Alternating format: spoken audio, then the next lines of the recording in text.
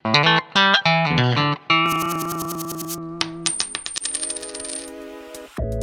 para invest bro dimanapun Anda berada.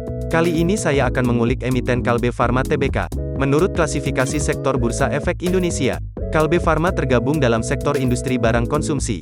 Lebih khusus, emiten ini masuk ke grup subsektor farmasi. Baiklah, mari kita mulai dulu dari analisa kualitatif. Kita akan lihat derajat kualitas yang bersemayam di emiten ini. Baru selanjutnya, kita akan kaitkan aspek kualitatif tersebut dengan analisa kuantitatif yang akan menyingkap kinerja keuangan Kalbe Farma secara lebih mendalam. Perseroan didirikan pada tanggal 10 September 1966.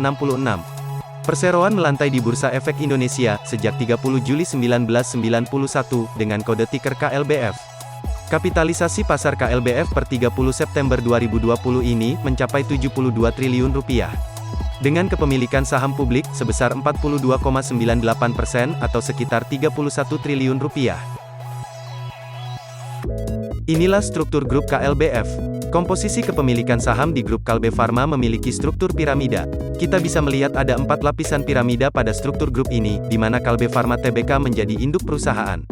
Memiliki beberapa anak usaha di lapis kedua, yang memiliki anak usaha lagi di lapis ketiga, dan berakhir di lapis keempat.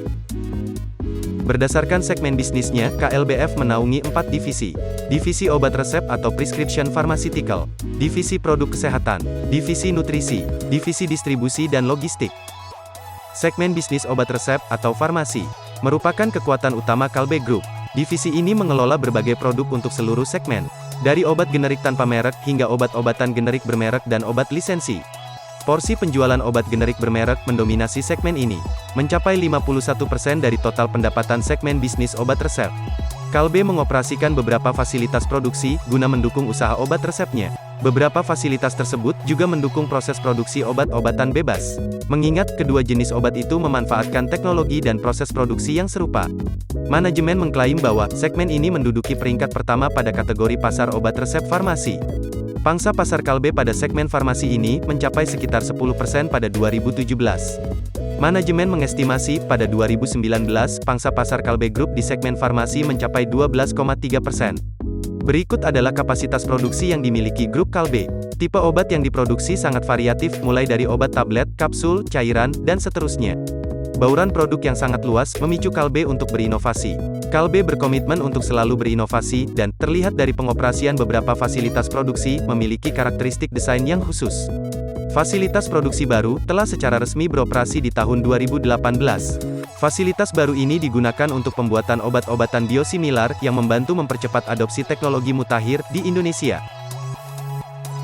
Berikut adalah proses produksi obat emiten Kalbe Farma Tbk. Dimulai dari proses pembuatan adonan obat, dilanjutkan dengan aktivitas pengeringan, pengayakan, dan pencampuran. Kemudian terdapat percabangan alur untuk ketiga tipe obat ini. Obat kapsul akan diisi dengan ramuan untuk kemudian dikemas. Obat tablet akan dipadatkan, baru kemudian dilakukan pengemasan.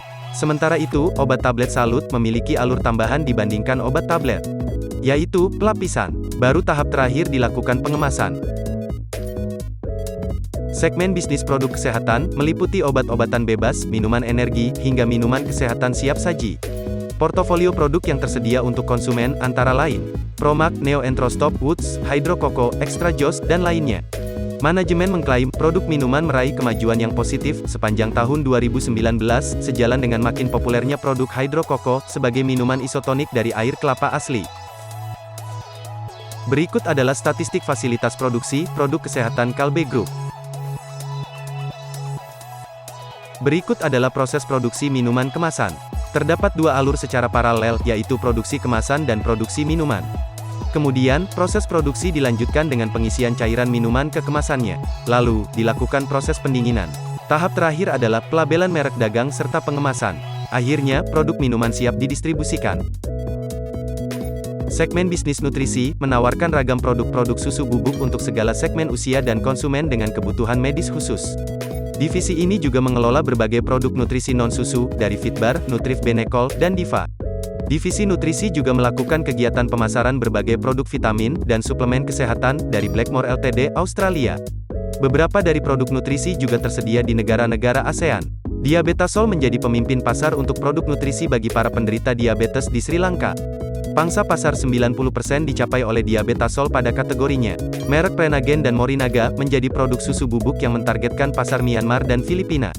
Perseroan juga memiliki akses ke fasilitas manufaktur untuk produk nutrisi cair. Akses ini dicapai melalui kerjasama dengan PT Milko Beverage Industry.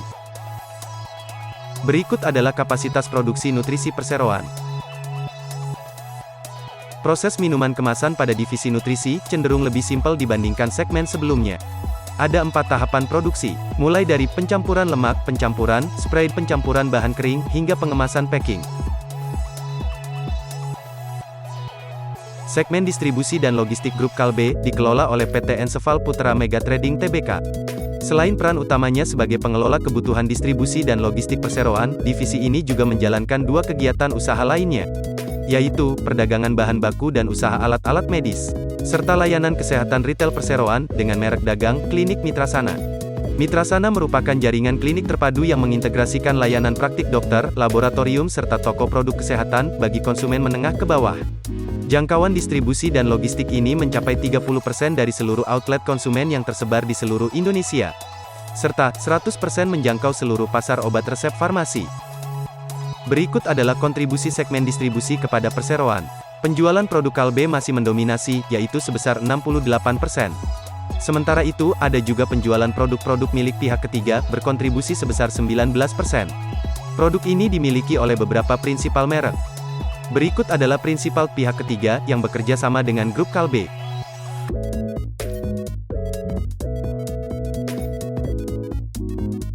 Berikut adalah komposisi pemegang saham perseroan. Tidak ada pemegang saham yang betul-betul mengendalikan perseroan secara absolut.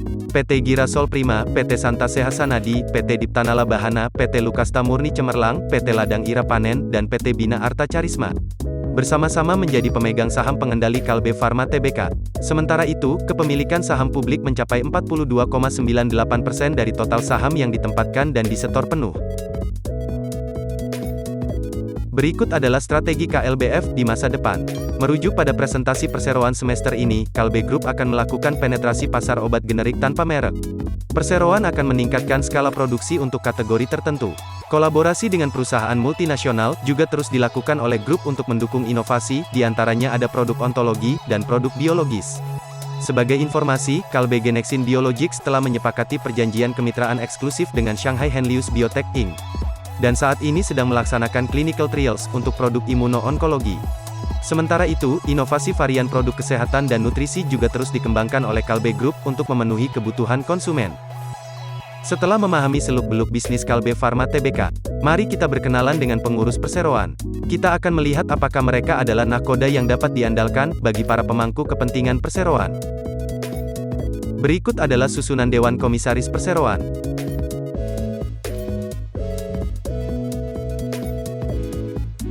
Kemudian, berikut adalah susunan Direksi Perseroan.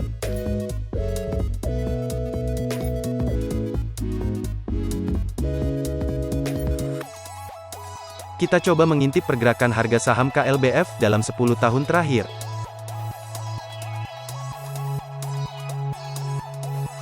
Apakah kenaikan harga saham KLBF beserta pembagian dividennya setimpal dengan tingkat cuan yang diinginkan investor?